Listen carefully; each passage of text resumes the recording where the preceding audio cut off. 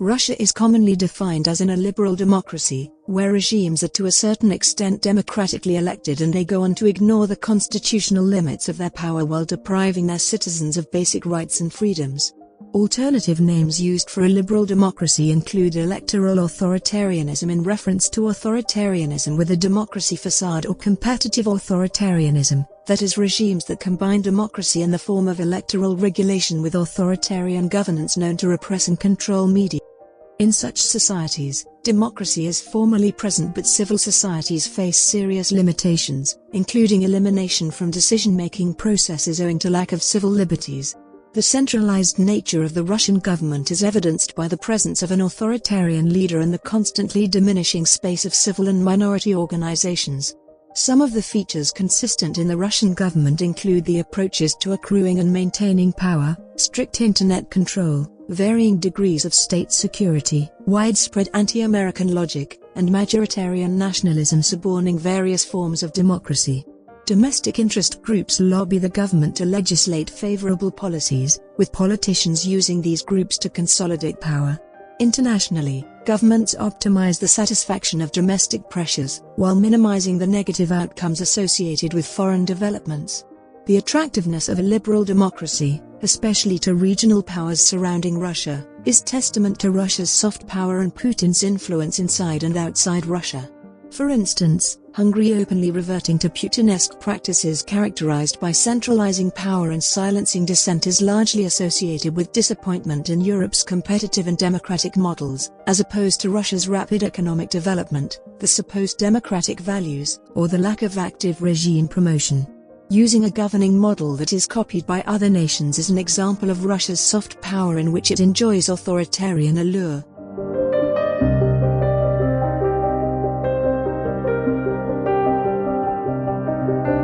Different domestic perceptions of Russia's role and identity have shaped its policies since the fall of the Soviet Union. Particularly, the West has significantly influenced Russia's identity over the years to inform the mixed conservatism and resentment that has been central to the nation's foreign policy. Russia's pro-status quo foundation is based on being a successor of one of the Cold War superpowers, evidenced by its permanent member in the United Nations Security Council. Russia still remains resentful that the world order is centered on Western powers and institutions like the North Atlantic Treaty Organization NATO.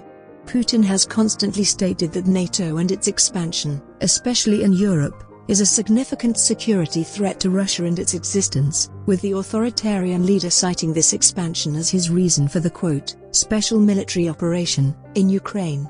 Russia's complex relationship with the West, especially America, has been central to the country's foreign policy and a great reason why the country struggles with its national identity. Russian foreign policy under Putin's rule has largely been categorized into three distinct schools, namely, integrationists, great power balancers and great power normalizers or pragmatists. Integrationists have largely focused on Russia's similarities with the West, especially by the presentation of Russia as part of European monarchies. Russia, since the times of Peter the Great in the 18th century, has constantly tried to integrate herself into modern networks of European states by adopting the relevant rules, including international law, dynasticism, the balance of power, and institutions of sovereignty. At the same time, Russia has been part of active wars and the resultant resolutions. Russia's penetration of Central Asia has been focused on exporting European civilization ideas. If Russia did not exist within the European international society, then it wouldn't have been perceived as conforming to the related civilization standards. Integrationists, among them being Russia's business elite and liberal journalists, became popular in Russia following the collapse of the Soviet Union. The integrationists, based on liberal interdependence theories, argued that Russia's affiliation with the West is based on shared values, which include free markets, human rights, and democracy. The integrationist approach to Russia's policy was unsuccessful since the early 2000s. Putin has always desired for Russia to be included in the international community and selectively engage with the West, but his great power thinking strategy informed Russia's revival in the 21st century. Sagonkov, in identifying the balancing of power as part of Russia's foreign policy, acknowledged the importance of the nation to engage with emerging Asian economies without ignoring the political and economic cooperation with the relevant Western powers. Central to the power balancing component of Russia's foreign policy has been completely ignoring already existing models. Russia models itself as an independent geopolitical and cultural unit that pursues independent interests as suggested by Yevgeny Primakov, Russia's second prime minister and former chief of foreign intelligence. Primakov's plan encompassed counterbalancing the West, with the West in this case being America, by forming alliances with non-Western allied powers, which explains the relationship with China and India, modernizing Russia's economy, and strengthening Russia's control in the post-Soviet space. Limited engagement with the West was envisaged based on the absolute equality of power, which is the classical approach to multi-vector foreign policies that allow for the creation of new alliances while maintaining the old ones. In Russia's case, multi-vector foreign policies inform the creation of relationships with the East while maintaining ties with the West. Critics of Russia's multi-vector policies argue that the relationship with China is unbalanced at best and dangerous in the worst-case scenario. China's economic role in the global stage implies that its relationship with Russia should develop by economic and political symmetry. Russia would act as the Euro-Pacific powerhouse by optimizing economic and political engagement in Europe and the Asia-Pacific without being too dependent on China. The intellectual debate on which foreign policy would be most effective for Russia has been undermined by the centralization of Russia's power in the Kremlin. The Great Power Normalization strategy to Russia's foreign policy emerged following heavy criticism of the power balancing strategy, which was perceived as too ambitious and too anti-West. The balancing strategy was gradually pushed by nationalists who sought to reintegrate the Soviet Union based on historical and ethnic considerations. Normalizers are technically close to balancers, but the difference is founded on the approach to achieving desired outcomes, with the pragmatic consensus being summarized in the Strategy for Russia, an Agenda for the President, 2000. Pragmatists advocate for selective engagement and a considerable revision of pre-Soviet-era policies, which involves abandoning pseudo-integration and defending national economic interests.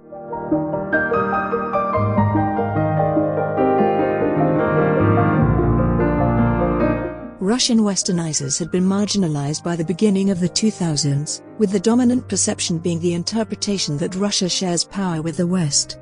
The 2010s witnessed emphasis on Russia's distinct civilization, normative superiority vis-à-vis the declining West, and the shared responsibility of maintaining its stability.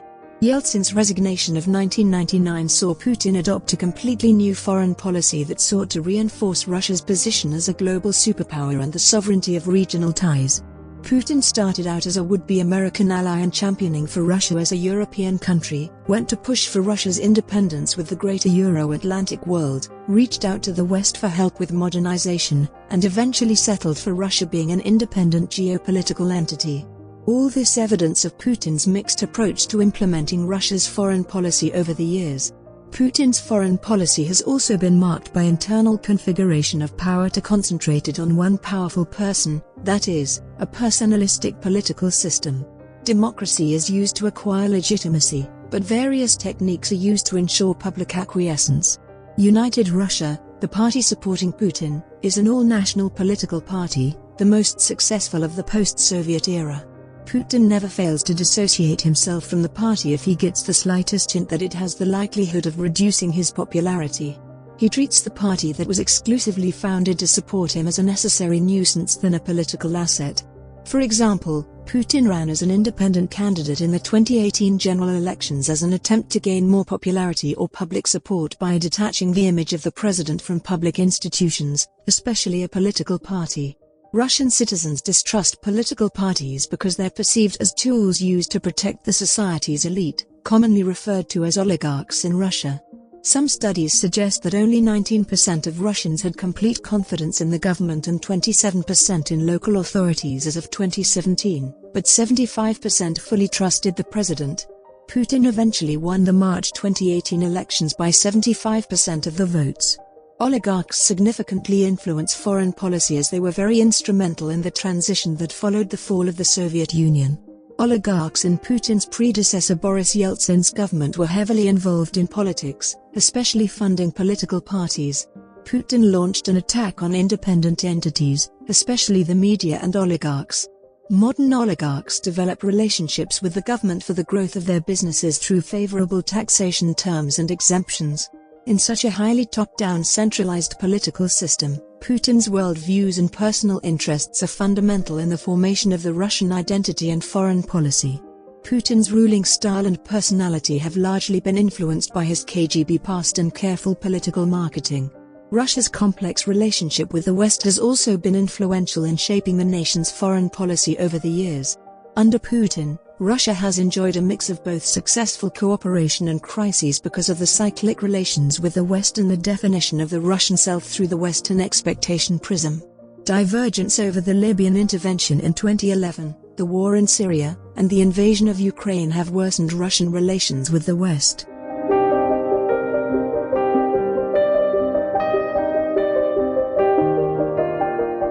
Russia has consistently appeared to be more confident with using hard power when pursuing its national interests, especially when dissuading neighbors from getting closer to the European Union and, most important, the North Atlantic Treaty Organization NATO. Most of the 5 countries in the European Union's Eastern Partnership have experienced the full force of Russian hard power over the recent past, especially Georgia and most recently Ukraine, for alignment or the possibility of aligning themselves with the West. Soft power in Russia, just like in all other countries, refers to a set of non-military resources and strategies used to obtain power outside the Russian territory.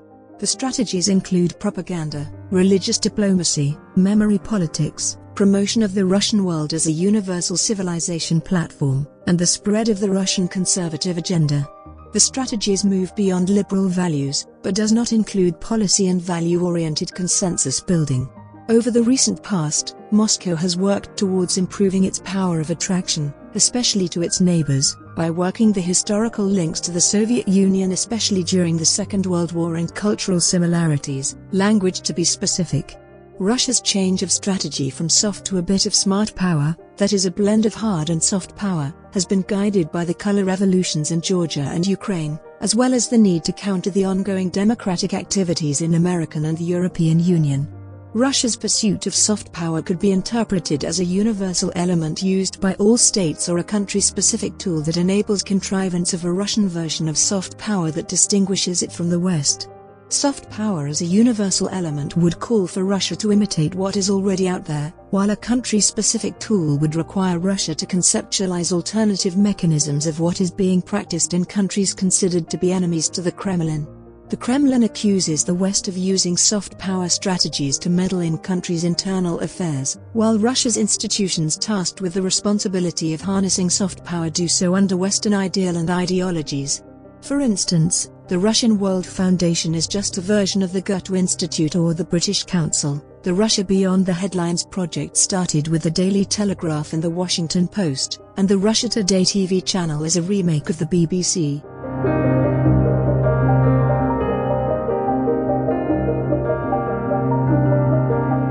Over the recent past, the Kremlin has backed a number of institutions that pursue Russia's soft power inside and outside the country. As mentioned before, a lot of Russian soft power strategies primarily target minority Russians and compatriots spread out in the post-Soviet space. The term compatriots often pushes Russia's Big Brother narrative, and it includes ethnic Russians, citizens of the Russian Federation, and people connected to Russia by culture and familial background. Compatriots and the Russian Federation or the related authorities mainly interact through the World Congress of Compatriots that meets every 3 years and is graced by the presence of the Russian president. Besides, a global thematic conference takes place every year in Russia, with efforts being directed towards more structured interactions and complete coordination with the homeland. The World Coordination Board of Russian Compatriots and Coordinating Country Council were established in 2005 for better coordination with the meetings and conferences. Ruski Mir Foundation is a quasi-governmental organization established in 2005 with the sole objective of promoting the Russian language. The objective is accomplished by using relocation assistance, exchanges, and social and cultural programs that reconnect Russians in the diaspora to the homeland. Linguistic projects are high on the Foundation's agenda, with the programs focusing on culture, history, and language. Seminars including Russian language teachers, concerts playing traditional Russian music, scholarships and internships for international students, and commemoration of historical events such as the anniversary of Yuri Gagarin's flight and the Great Patriotic War, which is what Russia calls the Second World War, are some of the activities the foundation is involved in. Rozsotrudnictvo, the Federal Agency for the Commonwealth of Independent States, Compatriots Living Abroad and International Humanitarian Cooperation, has roles overlapping with the Ruski Mir Foundation since it is also responsible for pushing the Russian language, which is declining in the business and culture of neighboring countries. The agency was established in 2008 under Russia's Foreign Ministry, boasting of over 95 offices in 79 countries, 72 Russian centers of science and culture in 62 states, and 23 representatives in 21 Russian embassies. In 2013, the agency's budget was 2 billion rubles, with there being thoughts of increasing it to 9 billion by 2020. This budgeting faces significant challenges owing to economic issues facing Russia, especially the drop in oil prices, associated with Western sanctions. Rozsotrudnictvo is one of the biggest exporters of Russian education and promoters of the motherland's scientific achievements. The agency also carries out commemorations of important events in Russian history, especially the Soviet era. Rozsotrudnictvo strengthens the Russian language worldwide as an approach to enhancing Moscow's soft power strategies. All in all, the agency develops public diplomacy, research, educational, cultural, economic, informational and other humanitarian ties with both state and non-state structures of CIS member states and other countries, international, and regional organizations. Rozsotrudnictvo is commonly referred to as Rus Cooperation, a name that reflects its role in global humanitarian cooperation.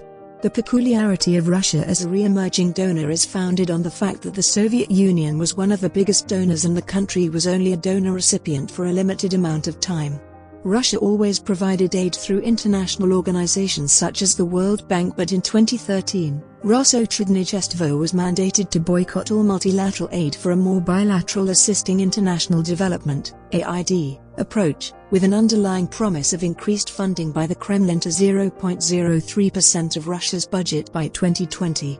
The increase is greatly challenged by Russia's economic prospects, especially following an array of Western sanctions, a response to the invasion of Ukraine in February 2022. Rozsotrudnictvo is fronted as the main source of Russian soft power in the Commonwealth of Independent States and other regions around the world. Defending the rights of compatriots is high in the agency's agenda, especially their participation in the social and political life of their host countries as well as minimization of their assimilation into a new culture through laws that restrict anything Russian.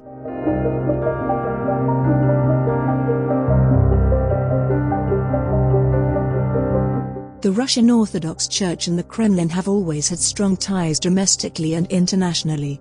Domestically, the Church has been granted access to the education system and the Russian military. The Church has also been active in executing the country's foreign policy across Europe and beyond. Working with the Church has resulted in the Russian government creating a paradoxical situation where a secular state advocates for traditional values and orthodoxy abroad. President Medvedev complimented the Church in the World Congress of Compatriots Living Abroad, citing, quote, "the role of the Russian Orthodox Church and our other traditional confessions in reviving the spiritual unity of compatriots and strengthening their humanitarian and cultural ties with the historical homeland," and expressed his intent to certainly continue contacts between the state and appropriate confessions. The Orthodox Church reinforces Russia's spiritual security, thereby enabling the projection of Russian power, while the government views other religions or religious sects as threats that require repression. The Patriarch Kirill and other high-ranking religious personalities have constantly been speaking out about their vision for Russian civilization as well as post-Soviet integration. The Patriarch believes that the Russian world doesn't belong to the Russian Federation or the Russian Empire but the Kievan Christianization, a special civilization consisting of Russians, Ukrainians, Belarusians, and people who take the spirituality as their own. The Church works closely with the Ruski Mir Foundation and Rozsotrudnictvo, including regularly blessing the organization's premises, as well as the said offices holding symposiums on spirituality and value-based topics. Promoting spirituality and conservative values or reaching out to networks and communities of believers is not a prerogative of the Orthodox Church but mostly churches that are intertwined with states. The relationship between the Church and the state organizations creates a new strategy used to reaching out to the Russian world that increases the legitimacy of all the players and raises their popularity among the masses. The strengths of Russia's soft power are based on ideational and material factors: the civilization discourse, the recovery of the Russian economy in the early 2000s that is largely credited to the Russian gas, deep economic, cultural, and social ties with neighbors. Russian minorities scattered over the former Soviet Union who form the Russian world, consisting of approximately 30 million people who are the primary target of Russia's soft power, and prominent Kremlin media-friendly outlets. In January 2015, Russia launched the Eurasian Economic Union, a regional economic and political integration model that sought to counter the European Union. Getting member states to join the Union would assist Russia in expanding its influence in Europe.